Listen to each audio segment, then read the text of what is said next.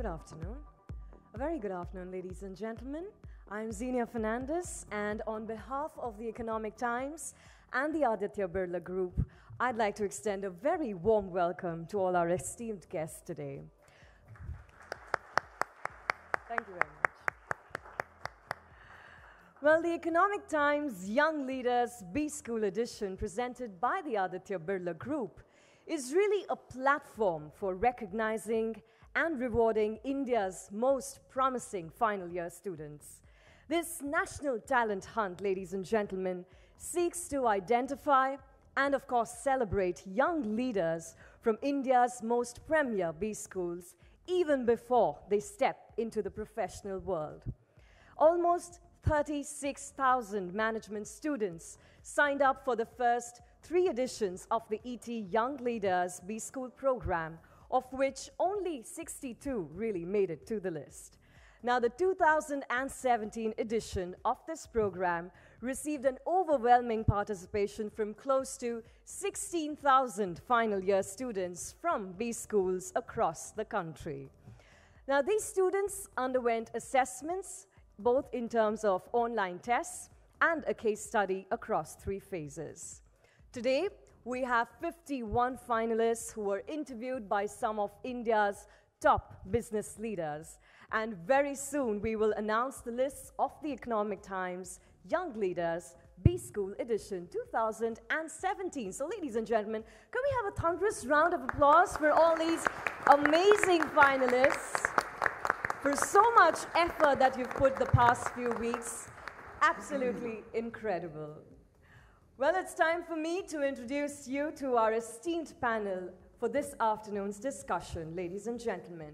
We have with us Himanshu Kapania, Managing Director, Idea Cellular; Dilip Gaur, Managing Director, Grasim Industries; Saugata Gupta, Managing Director and CEO, Marico; Zareen Daruwala, CEO, Standard Chartered Bank, India; Dev Bhattacharya, Business Head, New Ventures, Aditya Birla Group. We also have Ajay Srinivasan, CEO, Aditya Birla Capital; Manoj Adlakha, CEO, American Express Banking Corporation, India; and Sumitra Ghosh, CEO, Tata Starbucks. You know, honestly, if you ask me, this is going to be less of a panel discussion and more of a masterclass on leadership, because we have with us the CEOs of our country, ladies and gentlemen, who are going to be sharing their leadership journeys with all of us this afternoon. So without further ado, I now request that Tanveer Gill to take this discussion forward.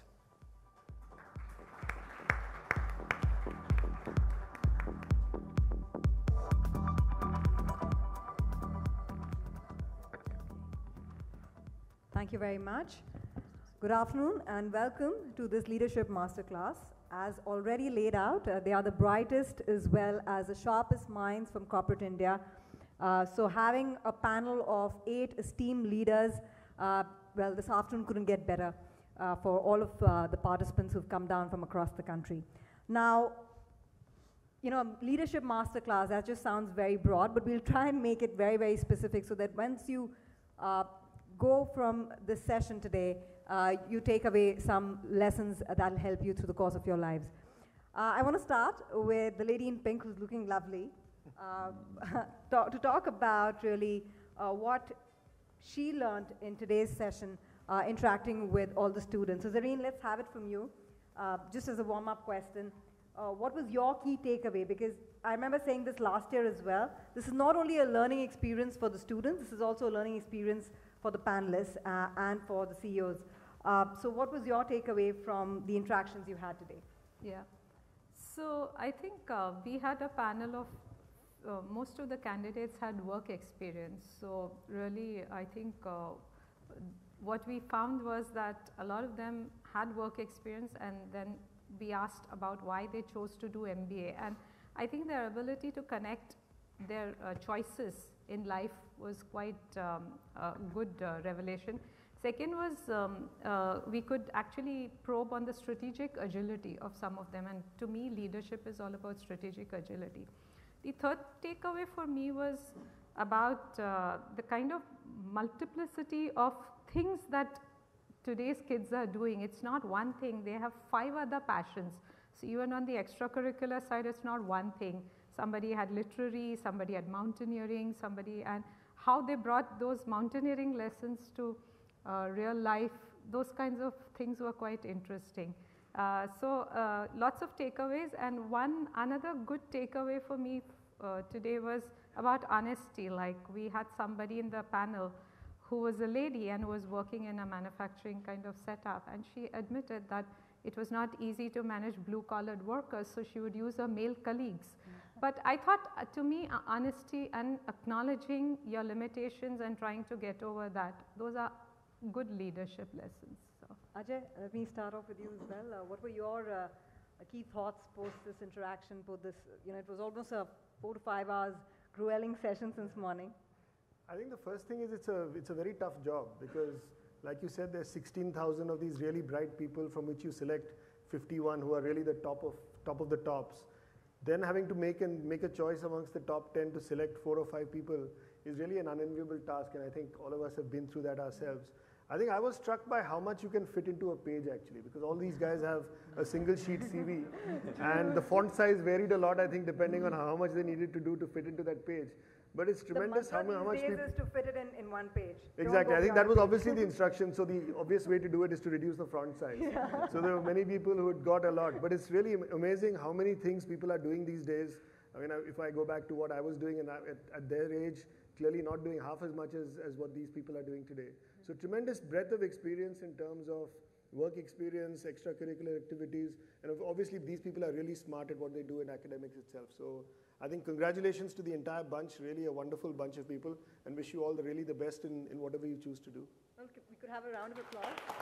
You should applaud yourselves as well. They've come to the fact that, this exercise is also a reflection for yourself. Like Ajay said, it can't help you but go back to your own life and your own starting point, and in a matter of a few minutes, chart your own, or actually reflect back on your own journey. Did you also have that sort of experience today? It does, so I have the good fortune of working with a lot of youngsters.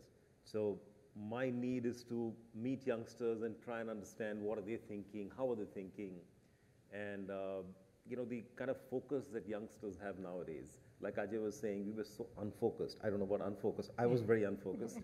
And to see the kind of effort people make to chart their journey and design their professional careers is very, very, enlightening to me, as it were. And when I remember when I came out of my institute, the first thing I thought was, I can pretty much do anything. And I'm going to change my career path every 2-3 years and do something completely different. So I don't think people are that experimental now. Although, if you look at the opportunities that are opening up in sort of jobs and entrepreneurial opportunity, there are so many more today than there were then. But people who are coming into this segment of society, people who are getting into their MBAs and graduate into the business world, they are still looking at business opportunities in business. Whereas I think there is a large market out there where you can really experiment and chart your way out of, the standard corporate environment. I think I would urge youngsters to start looking much wider than what the business school tends to take you to. And you will see that, the opportunities and the career path that you take is going to be very, very significantly sort of livening and entertaining, and at the same time, very rewarding. Okay. Manoj, actually taking a cue from that answer, what would you advise them? I mean, post this interaction, because remember, it's 16,000 participants, getting drilled down to 51, and then the final 20 will take home the awards. But, if you were to give a message broadly post this exercise to all the participants who are present here, what would that be? So my message is going to be that firstly, all 16,000 are winners. Everyone's a winner. It's not about the final 16 or, there were today maybe X number of people who were there. Some may not be in that final list of 16. You should not feel disappointed. Manoj, can I just interrupt you there? A lot of the people sitting out in the audience would be like, but we've heard that before. Yeah. But several times. Just the interaction, this has been a first for me. I haven't had this opportunity or honor more than the opportunity to be in a forum like this, and some of my colleagues on the panel have had that opportunity in the past. For me, it was a revelation across a couple of fronts. One was when I look at this young generation, it makes me feel very, very good that the future of India is in very good hands. It really makes me feel proud, it makes me feel humbled, it makes me feel good. When I look at some of the tenets that came out, the tenets are self-awareness, and that was consistent across everyone that we got an opportunity in the 3 hours to interact with. Self-awareness came through, compassion came through, passion came through, aggression came through. And these are elements that are going to hold not only the folks here, but the entities and the institutions that they represent going forward in a very, very big way in times and years to come. So my key takeaway is we are blessed that in our midst we have the future leaders. You all should feel very good that you have platforms and forums like this to showcase your talent, and every one of you is a winner. Absolutely, very well said. Yes, applause to that. Dilip, you're a classic example of passion and aggression because of the work that you've done over the course of your career spanning more than 30 years. What has been your experience? Because you started off, you worked in Unilever for 25 years, then made the transition to Grasim Industries. So it'd be very interesting to know your thoughts on this experience, on the quality of leadership that you spotted today, and how you foresee them taking their careers forward. What would be your words of advice? I think first I must say that I was really amazed to look at the breadth of experience and at the same time the depth as well. I mean, when we question people further, there were people who are willing to go down to the deeper finer aspects as well. I think that's something very great. In our times, I would see people either will talk of breadth or talk of depth. I think here I saw both the things happening. And I think that is what something I would like them to preserve and continue, because I think a leader has to, it's contextual. Sometimes you have to show the way, sometimes you have to go the way, and sometimes you know the way. And I think they have to do all the three, but depending upon the context, they have to use it. So to my mind, I think it's nuts and bolts are as important as the strategy. And that's what I've always believed in my life. And there are times when you have to be strategic, there are times when you have to be operational. And the second thing, I think what I saw was a lot of enthusiasm and energy level. I think you must preserve that. And I think it's not only onus on them, onus on us as well. I think in corporate world, when they enter, I think we should make sure that we nurture this high level of energy and enthusiasm.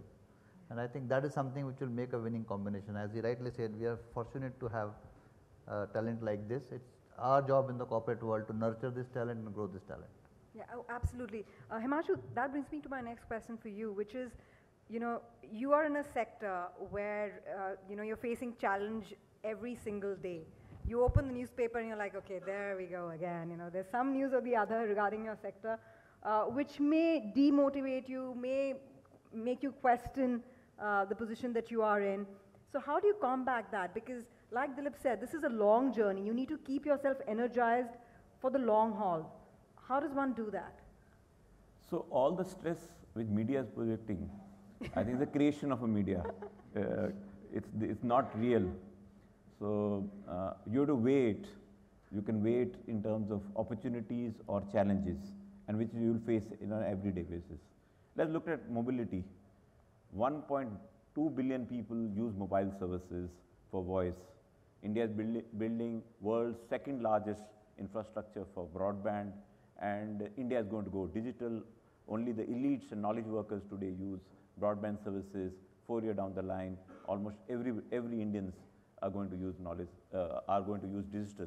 It's going to be transformation by nature. It runs the economy, and this is one end, the opportunity end. And the newspapers, the media, everybody discusses the structural change, which obviously is going to be a very painful process. whenever a hyper competition moves into a consolidated phase, companies are bound to close, jobs are going to be lost, and there will be a huge amount of uncertainty. Price is a very uncertain event, technology is very uncertain, and you need to be able to think 5 years ahead, and rather than worry about transactions that hit you on a daily basis.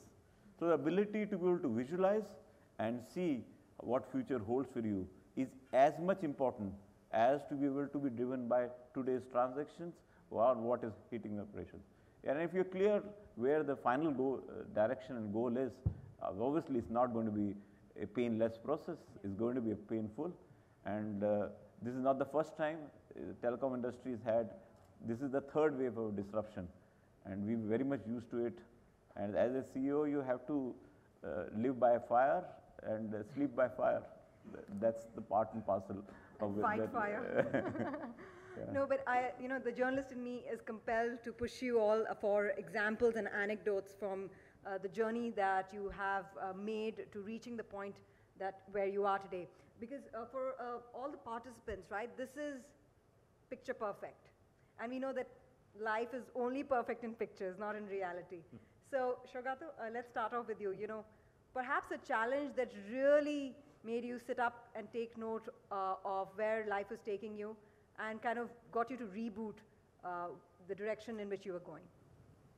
Fair. I think what I'll do is I'll take it in 2-3 phases. And what happens in an organization, an entrepreneurial organization, it grows. And it grows to a stage where you suddenly realize that you have to invest behind capability ahead, otherwise it will not falter. So we have had experiences in international business where we worked very entrepreneurially. We didn't set up processes, we were giving a premium for entrepreneurship, and we had huge amount of surprises. So the learning was, yes, after some time when you scale up, then what you do is you set up processes and capability for growth and not just grow. I think, and therefore we had surprise. In one particular year, we had 80 crore loss in one of our business units, and we just realized that just giving a premium for entrepreneur without processes doesn't work.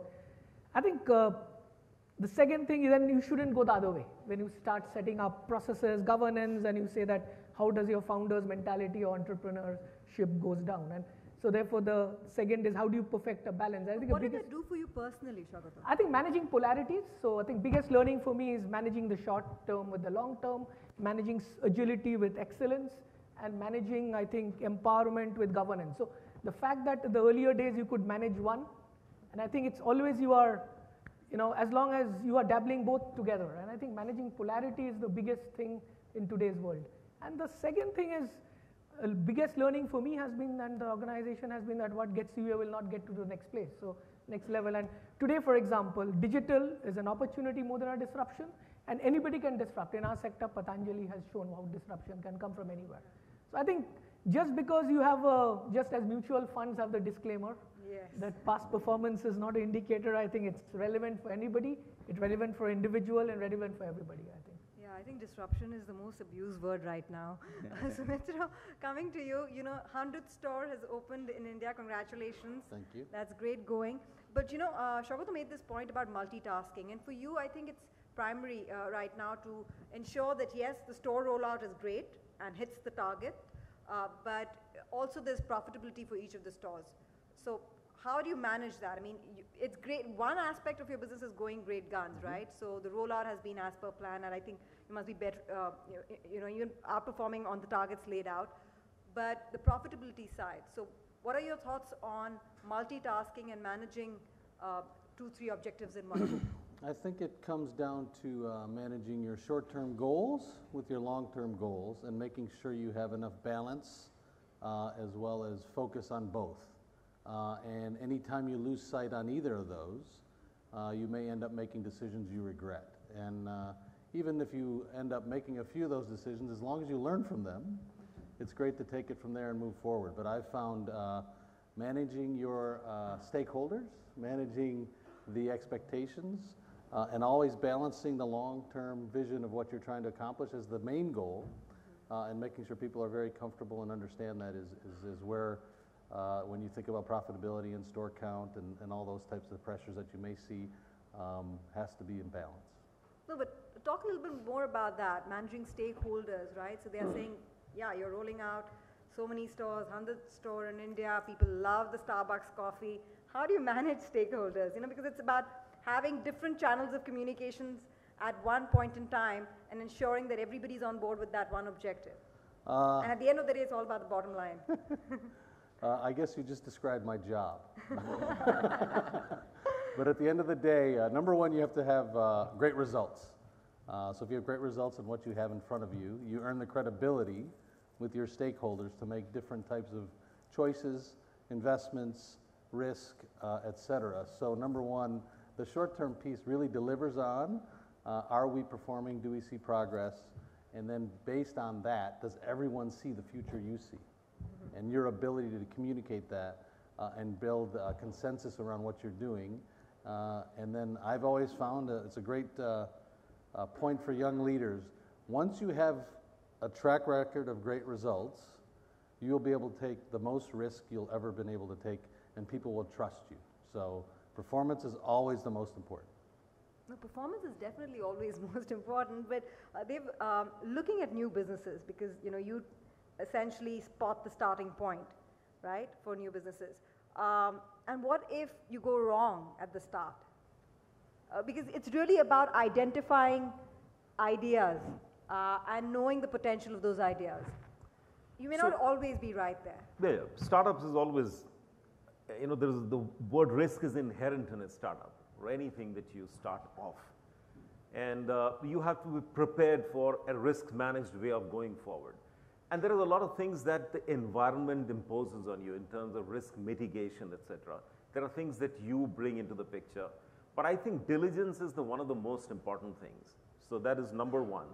Diligence of understanding what are you really trying to create in what kind of a market, with what expected results, what's your path. Get a picture of that as clearly as you can. Second is get an objective third party to assess whether you have the ability to do that. And you meaning, you know, your team, your, you know, organization, whatever, does it have the ability to deliver in this market? And somebody does a, you know, no holds barred Q&A with you. I think that is the starting point where you get a feel of the kind of situation you're getting into, the risk you're getting into. Second is to build an environment that you want in that organization and that you think is going to work. And in all startup environments, you know, whether you like it or not, they got youngsters, right? Yeah. People want to come to work in shorts. People want to come to work when they feel like they want to stay overnight and you should make it okay for them to stay overnight. They don't like rules.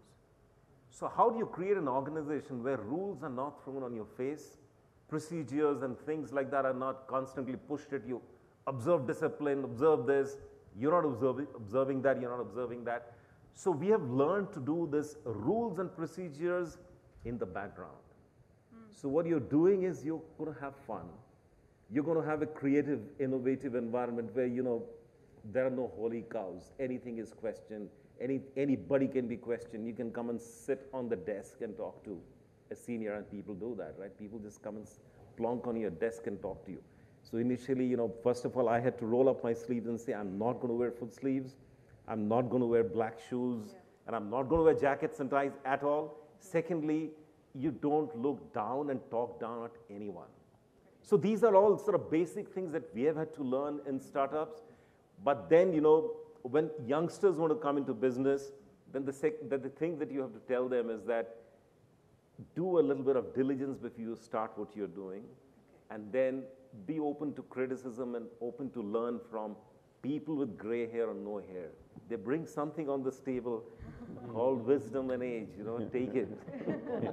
No, I want to actually quiz all of you about conflict management, because that's the gray area that we seldom talk about.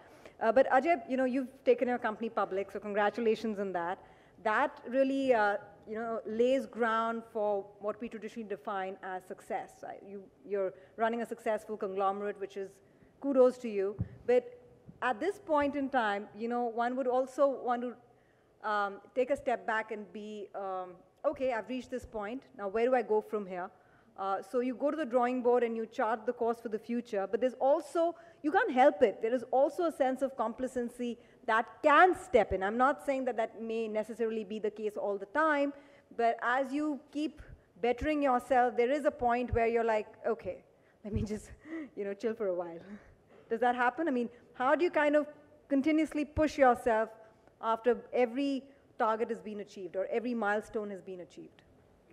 So in my view, Tanvi, I think it's much more around the vision you set for the organization and yourself, which I think in some ways as a leader gets intertwined.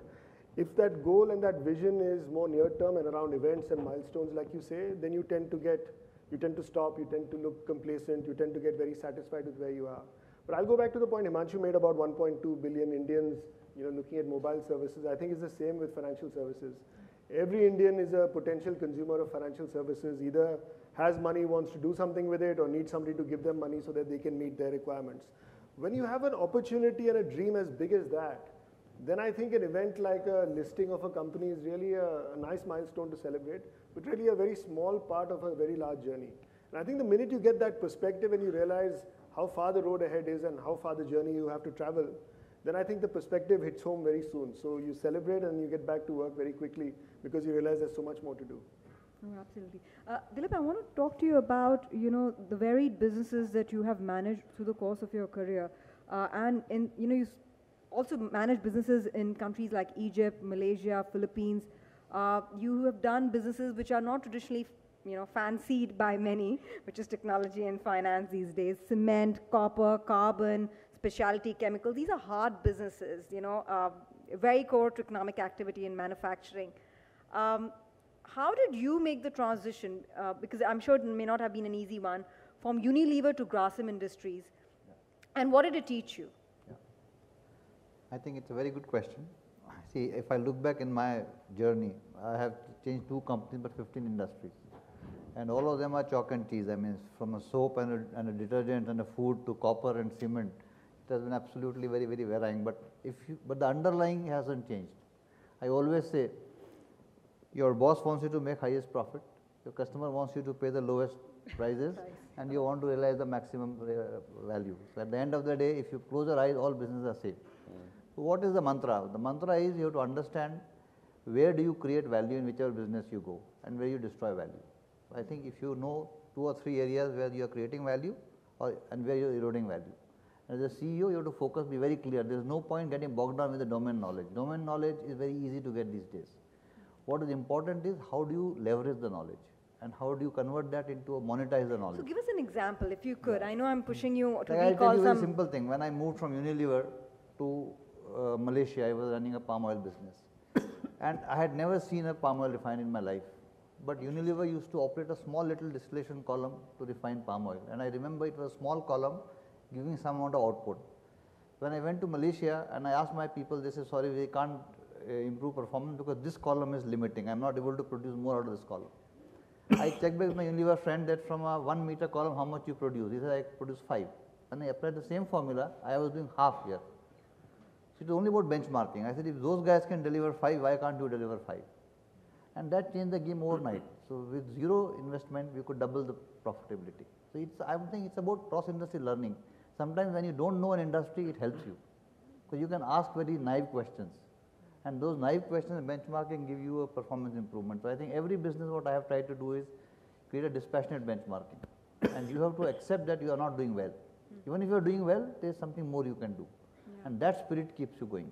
No, I think that's an incredible point. Ask basic, simple questions. That's the way forward. Himanshu, many times people believe that a leader has everything under control. It's not the case always, right? I mean, your thoughts? Because sometimes, outside of the business as well, there's so much happening that I'm trying to let my silence speak.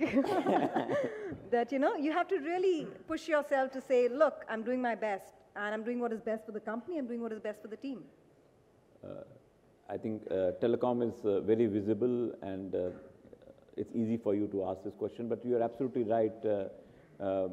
besides managing the business and stakeholders or direct stakeholders, especially the shareholders who have very naive requirements from you of profits, revenue growth, long term. There is a very large stakeholder that we've not yet discussed, which is public and government. And when in sectors like these, where the stake of government is extremely large, almost 40% of every rupee that you give for mobility goes to the government on a direct basis, and additional 20% below our EBITDA line goes to the government in form of spectrum. The interests of government seems to be larger than the interest of the stakeholders. They're extremely high, and which means, and in an environment which is highly competitive, there is huge amount of involvement, not only about regulator, investigating agencies, courts, parliament. You have to be at it. So you may find that this is too much to handle, but if you are true to course and you are with a single objective of true to course with consumers and India at heart, you will find that and there is a steadfast as far as your approach is concerned, you will be able to manage all these environments. It may sound very complex, but this is a part and parcel of India. India, don't treat it as a very homogeneous, treat it as completely heterogeneous with multiple stakeholders, and each has contrasting needs. And you have to develop an ability to be able to manage these contrasting demands and still be able to take this business forward. The biggest ally for you will remain media, the biggest ally for you will remain consumer. If you continue to deliver huge consumer value and you develop a company which is consumer centric, you will be able to manage these stakeholders, because against the power of a court, investigating agency, politicians, regulators, a consumer can always stand. And when you are able to balance these two, okay, you will be able to manage your business very well. So I think complexity is very much part and parcel of CEO's life, and rather than to run away from it and see it as a stressful, enjoy the game. Enjoy the game. Very well said. Zareen, I'm going to ask you a controversial question. You know, you're a lady who's leading a financial firm in India, an international firm's India branch. As a lady, how do you deal or manage with the boys' club? Or, you know, all the interactions that you have with your male colleagues? There might be cases, and I'm sure that there are a lot of women out there who are budding leaders of tomorrow. How do you tackle with that mindset? It may not be on the surface, it may be subtle, but it's there. You can feel it around you. It's much talked about as gossip, but really something that pushes you to make your point heard, known, and implemented. You know, so just that relationship about how to manage relationships around you, a large part of which would be dominated by roles that men would be performing. Tanvi, I've worked in ICICI Bank and Standard Chartered. Both of them have very, very senior women leaders. Yeah, so true. I think anybody joining the bank will be reconciled to working under a woman leader. So actually, ICICI, I had 5 women bosses, and even now my boss is a woman in Stanchart. Okay. So, and in Stanchart, interestingly, the largest markets, which is Hong Kong, Singapore in terms of top line, India are all China, are all women, headed by women. Africa also. I just interviewed Anna Mars too. Yeah, yeah. So I think today, if anybody who's working in financial services, there are too many women, especially in banking at the top. So I think I frankly have never encountered that boys club kind of phenomena. I've heard it, read about it, but never encountered it. So I'm unable to really So give us your perspective for all the participants sitting out here on what's been your observation with regards to women leaders versus men leaders? Like, how differentiated are their styles of functioning, and, what do they both bring to the table respectively? I think one thing I've worked with a lot of women bosses is empathy, and that is I think a women characteristic. So, a little bit of empathy on when somebody has a sickness or somebody has any personal side issue, you will see that women are much more a lot of empathy is there towards that, a lot of consideration, and otherwise it's person to person dependent. To my mind, there's no particular woman characteristic versus male characteristic, really. In fact, Satya Nadella also spoke about empathy extensively in his book. Shagato, do you think that's an integral part of emotional intelligence that male leaders are also rising up to and acknowledging? I think it's absolutely right, because I think one of the things managing business and functional competence is not about success. As you move up the ladder, it's about managing people. So emotional intelligence and your social quotient, that's also about managing self, because I think today in a disruptive world, resilience is very important, and how much I would say you absorb that pressure, right, like a sponge rather than pass it down. I think empathy is critical, and just to pick up that point from Zareen, I think one of the things I have noticed, and this I have spoken in a lot of people, is the transition for male empathy and for driving diversity happens. And it happened from the 90s to the 2000s, and this one where a lot of leaders, when they grew up, had spouses who are also working. Yeah, true. And once that happens, I think empathy automatically develops, because you now know how she is doing the balancing, and therefore you then start doing. And to me, the biggest challenge we have realized, and because I'm very proud of the fact that in R&D and marketing, our leadership majority is women, because they are consumer facing and we deal with consumers who are more women than men. I think it's a transition from coming back to work, how do you create an enabling environment after they come back from a maternity leave, and then providing the flexi time, and that empathy of the supervisor is the most critical part there. Yeah. Because you can have a workforce who gets in at 50-50 diversity, but it's about senior leadership, how do you create an enabling environment, and I think that's where I have seen, and we cultivate that. My marketing team, top leadership is 100% women, and the top 4, and we are, I think, and that happens because we have consciously created that, and we actually ensure the supervisors are actually particularly sensitive to that. Okay, one final question, and then I'll open the house for questions from the audience. Sumitra, I came across this great quote this week itself. You think you're right, confidence. You think only you are right, overconfidence.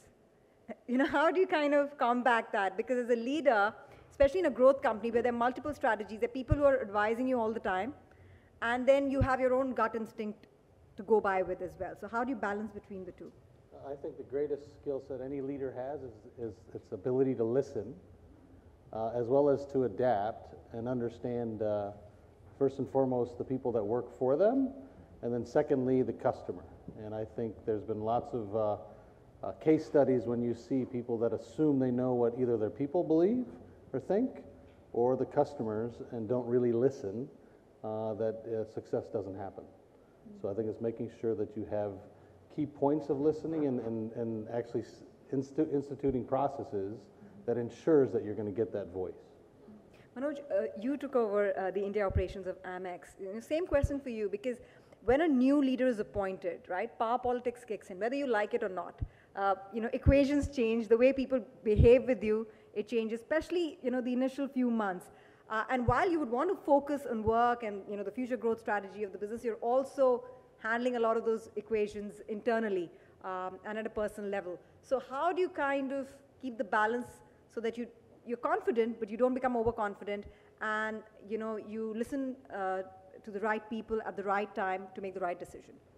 So the way I look at this, leadership is inclusive at all stages, and as long as you make it very clear at every level, and leadership is an honor, whether you're managing one person or 1,000 people, that honor which is bestowed on you is something which it's big. You have to build consensus up to a level. Beyond that, you cannot continue to try and build consensus.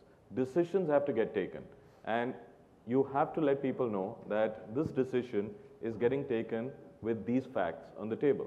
So over a period of time, your peer group, who was your erstwhile peer group, now probably is reporting into you. They get used to your leadership style. But you need to make it as collaborative.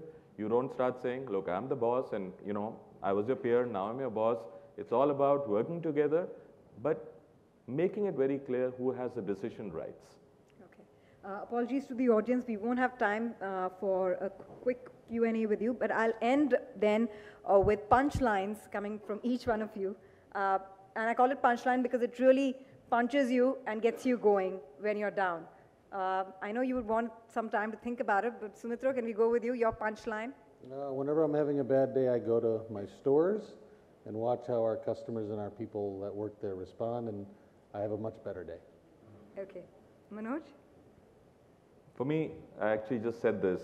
It's an honor, and I'm absolutely delighted with the fact that it's not a punchline. It's a slightly longer statement, but you know, the fact that today an X number of people are looking at you as a role model for them. Ajay? I'd say it's around following your passion. So I'd say do what you enjoy and enjoy what you do. Okay. Dave? Mindfulness. So for the young generation, stay in the moment, stay focused, enjoy the moment. Don't get distracted all the time with 50 things. So true. Zereen? So for me, it's about agility, and given what we are seeing in the banking industry, I want to say a quote that when a new technology is introduced, you can be the road roller or the road. The choice is yours. Very well said. Very well said. Shakato? I think first I will say courageous authenticity, be courageous and authentic always, and never ever think that you have arrived in life. You will be surprised. That's true. Dilip? Maintain this curiosity and don't stop dreaming. Okay, don't stop dreaming. Himanshu, last word from you, punchline that gets you going. So it's not, I saw all of you with great communication skills, passion, desire, with lots of energy, hard work. But it's not what is your presentation. It's what you do when nobody is watching is more important to what you do when everybody is watching.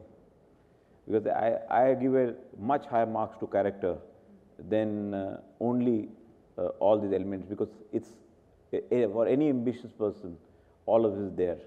But it's how authentic, how correct, how strong your character is. That makes a big difference. Be true to yourself before anybody else. All right, with that, I'd like to thank all the panelists. Thank you very much for this engaging discussion, for this great panel discussion. Thank you to the audience. Don't feel disheartened because after this session is over and the award ceremony is done, the CEOs will still be around, so you can have some interaction, one-on-one interaction with them. Thank you very much. Great being part of this event. Thank you very much, Tanveer, and thank you to all our CEOs. Well, I'm not ready to let you go yet, so I'm going to request you to remain seated. What a fantastic, I'd say, story-sharing session, truly inspirational. Ladies and gentlemen, can we have a bigger round of applause for our amazing CEOs? Thank you very, very much. And that brings us to the moment that we've all been waiting for. Yes, announcing the chosen few who've made it to the Economic Times Young Leaders B-School Edition 2017, presented by the Aditya Birla Group. So as I call out your name, I request you to come running to the stage to receive your award. Well, first up, I'd like to request Dr. Santrupt Mishra, CEO Carbon Black and Director HR Aditya Birla Group, and Ashok Ramchandran, Group Executive President HR Aditya Birla Group, to please join me on stage to give away our first set of awards.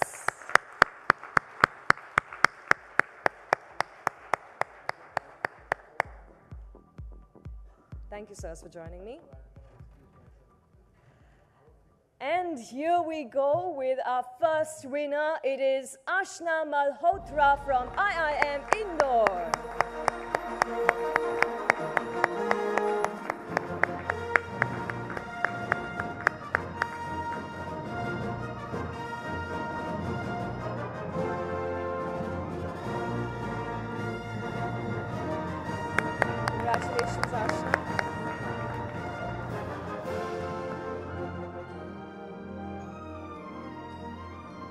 And our next winner is Aditya Sharma from NITI, Mumbai.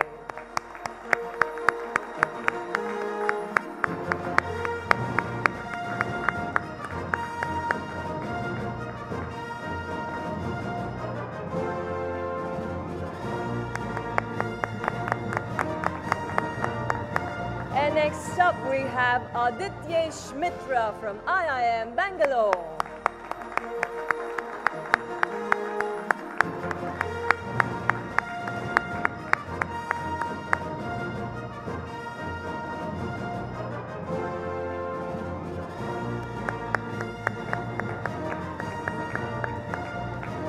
And our next winner is Agrima Pokhriyal from XLRI Jamshedpur.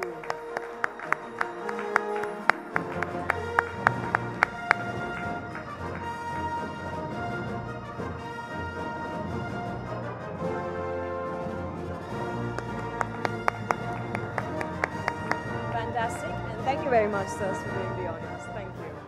I'd now like to request Himanshu Kapania and Dilip Kaur to please come forward to give away our next set of awards. Okay, and here we go. It is Akshay Kakani from SP Jain, Mumbai.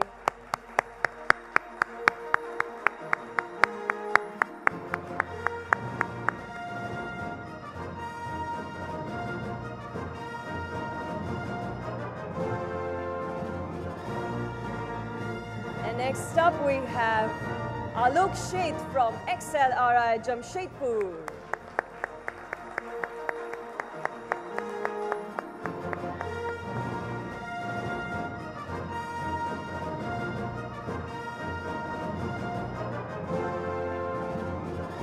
And put your hands together for Anag Agarwal from XLRI Jamshedpur once again.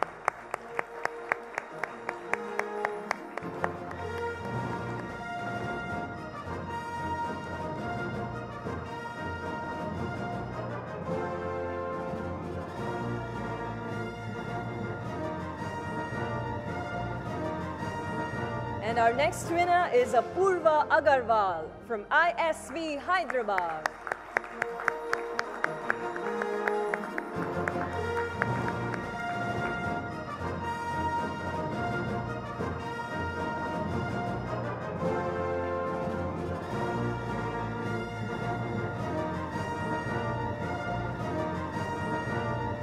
And next up is Ashwin Thomas from NMIMS Mumbai.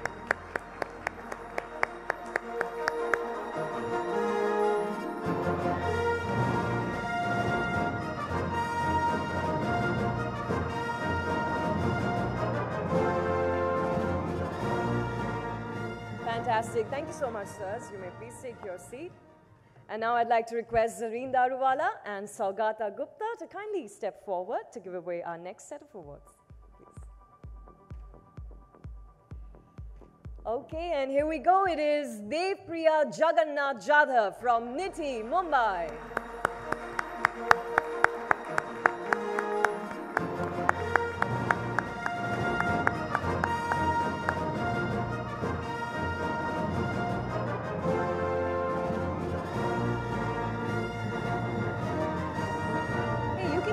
Claps coming, come on.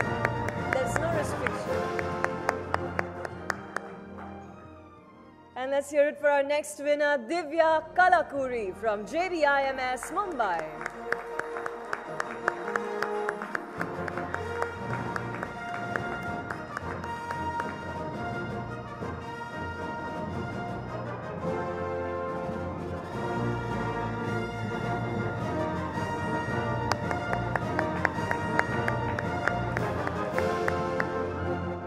And next up we have Harsha Harikumar from SP Jain, Mumbai.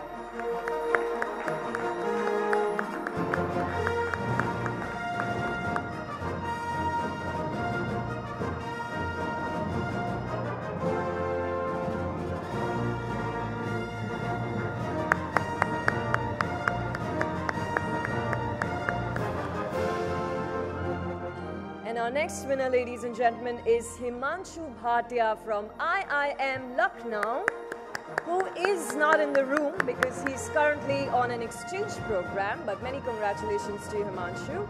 And next up is Janil Shah from SPJ in Mumbai.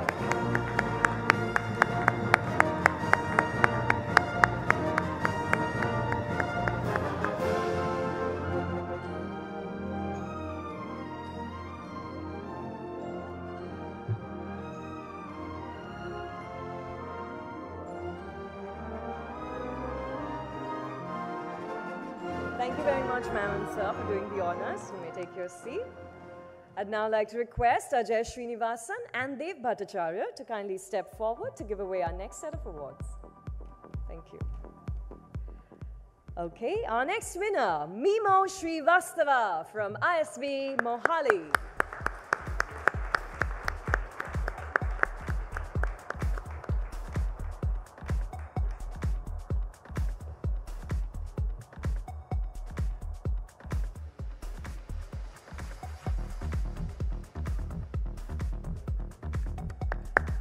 Congratulations, Meema. Next up is Mohini Buddhi Raja from SPJ in Mumbai.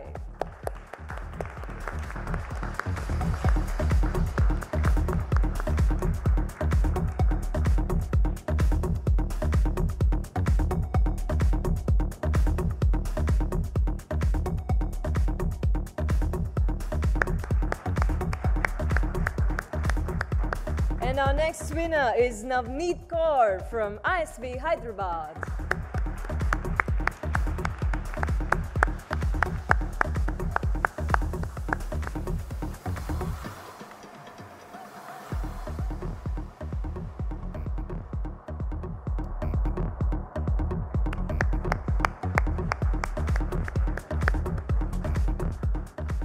And let's put our hands together for Prakhar Balasubramaniam from IIM Ahmedabad.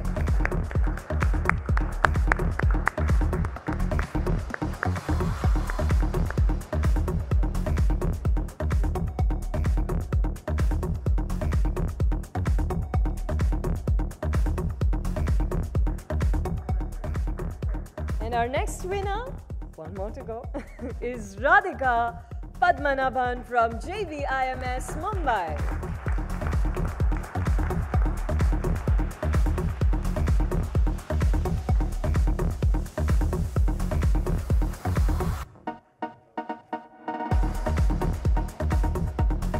Let's hear it for her once again. And thank you, sirs, for doing the honors. I'd now like to request Sumitra Ghosh and Manoj Adlaka to kindly step forward to give away our next set of awards.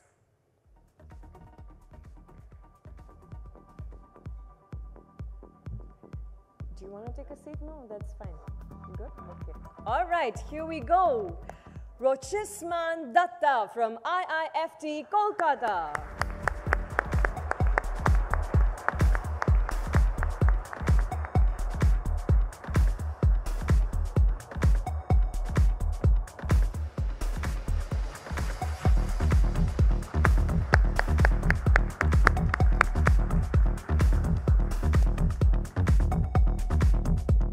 Let's give it up for our next winner, Spandan Saha from IIM Bangalore.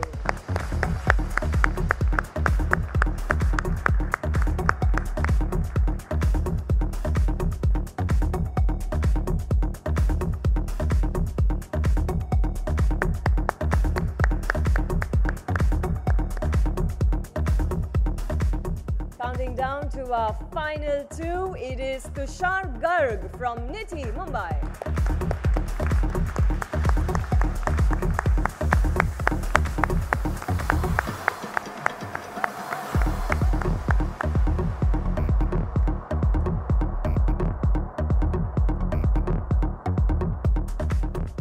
And now let's hear it for Vasu Goyal from ISB Hyderabad.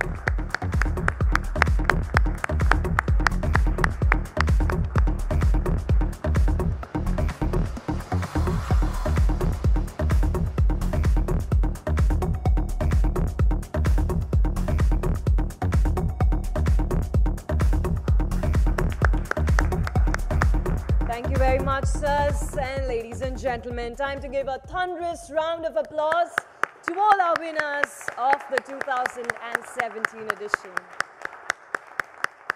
And many, many congratulations to our winners.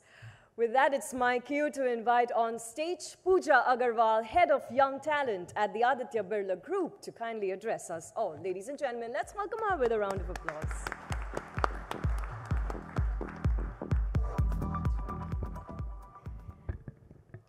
Good afternoon, eminent jury members, guests, and the young leaders.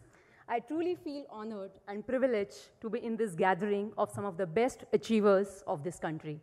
Congratulations to all the winners of the Economic Times Young Leader B School Edition 2017. Can we have another round of applause for them? Yes, you are India's top talent, and it's certified now. I congratulate all the finalists too, who have reached this platform. It's truly an achievement to have made it to the top 0.31%. This is indeed an honor, and we commend you on this achievement.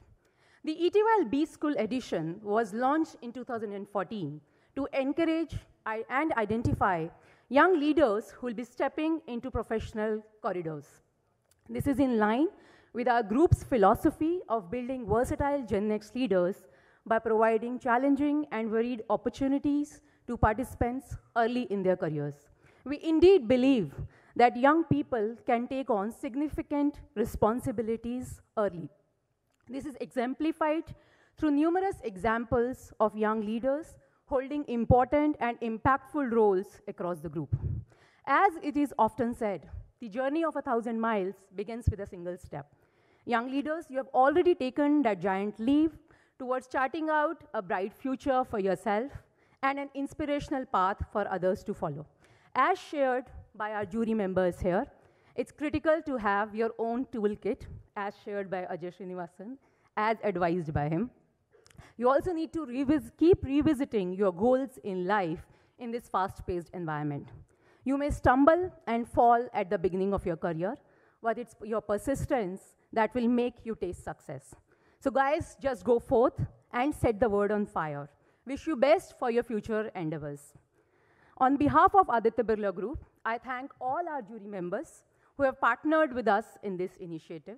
We are sure that your interaction with the participants today will enable them reflect and initiate the right steps to be great leaders. I also like to thank the deans and professors from various institutes present here today. You're doing a great job in laying foundation for our country's future. A big thanks to my colleagues from ABG who believe in our young talent agenda and always there to encourage us. Thank you, Team ET and CEB, for your support always. We are committed to continuing on this path of identifying and nurturing future leaders for the country. Thank you, and have a great afternoon ahead.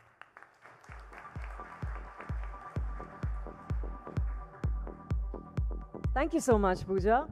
Well, with that, ladies and gentlemen, it's time for us to capture the moment of glory for all our winners this afternoon. So I'm going to request all our winners to kindly join us on stage for a group photograph quickly. And I'm going to request all our CEOs to kindly take a step forward here. Winners, make your way to the stage quickly. I'm going to request all of you to leave your citations at your seat.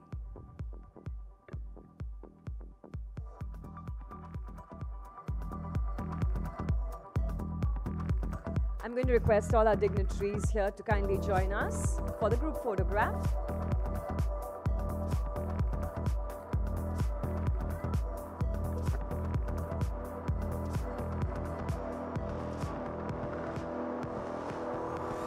Photographers, so I'm going to request you to help everyone get in their positions to get your best shot.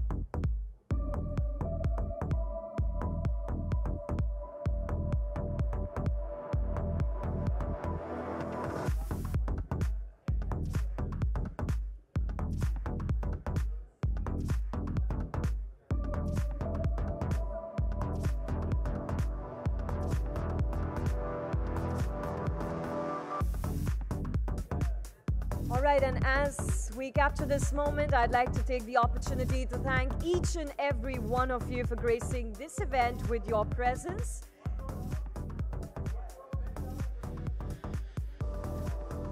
It's been an absolutely fantastic afternoon. Well, it does not end here. We've got cocktails and lunch for you outside. Thank you very much for joining us once again. And ladies and gentlemen, can we have a huge round of applause for all our winners on stage?